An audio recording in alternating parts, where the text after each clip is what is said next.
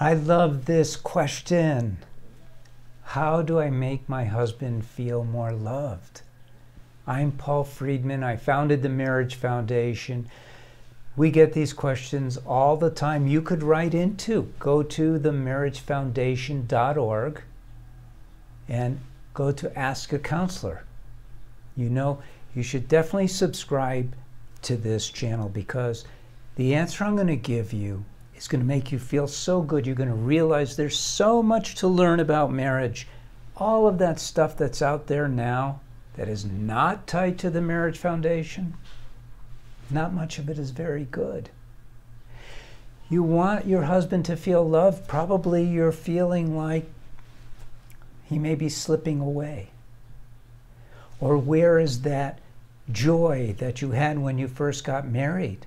What happened to the expectations you had for a marriage that would get better all the time, where your love would become something you couldn't even talk about? It was so wonderful.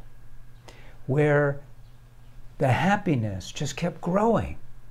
Those expectations are the right expectations to have. We get married in order to experience love and happiness. We are human beings. It's our birthright to experience these. And we have all of the tools at our disposal, beginning with free choice. What we don't have is the knowledge. Somehow our world has gotten so far off track when it comes to the individual experience of happiness. We get into politics, we get into sports, we get into news, we get into TV, we get into drama. We don't get into love and happiness. And there is no better vehicle to experience love and happiness than marriage. You're asking the right question. How do you make your husband feel more loved? It's not that complicated. Now, you may benefit from reading one of my books. You would benefit even more by taking the course for women, and I understand it's a little pricey, but here's the thing. We are human beings. What does that mean? We're not a body. We know that. We're not a mind. Even though Western psychology says, oh no, you are the mind. We're not our emotions. We have a body. We have a mind. We're souls. The soul is pure love. This is not a religious discussion. This is truth. You're a soul. You have a mind. You have a body. You experience marriage at the level of love. You've gone to weddings just like I have. There's always that moment when you feel this like tremendous surge of love. Your mind cannot wrap around it. It transcends the mind.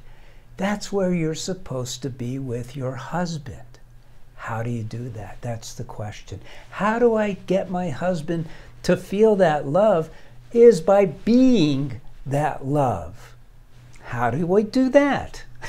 Well, there is a way, but you got to know where you're going. So I had to describe where you're going first. What happens to us as souls is we get caught up in the day-to-day stuff, the material stuff, and we allow it to be more important for the moment than the feeling of love. Something comes up. Doesn't matter what it is. Our mind just goes laser focused on that thing. But it shouldn't. What you have to learn how to do is to control your mind so it stays embedded within the love you feel for your husband, and this thing that will pass in an hour, in a day, a week, a month, will be nothing. You deal with it with part of your attention. Most of your attention is on loving him and finding ways to express that love for him so that he knows that His heart is where you want to be. And that your heart is open for him to come in. That's it. Now, we don't learn how to do this. We grow up in a world that is material. It's not interested in love. The marriage counselors will tell you that love is an emotion. It's an abstract thought.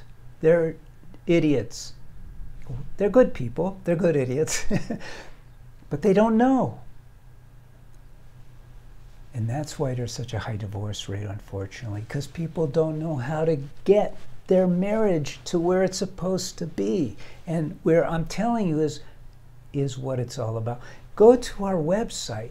Get one of my books. Take the course. You got to get into this. It'll blow you away.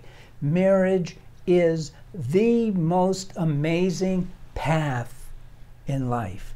I think it's a spiritual path because it's all about love, and love is spiritual. You can't touch it, feel it, see it, hear it, taste it, blah, blah, blah.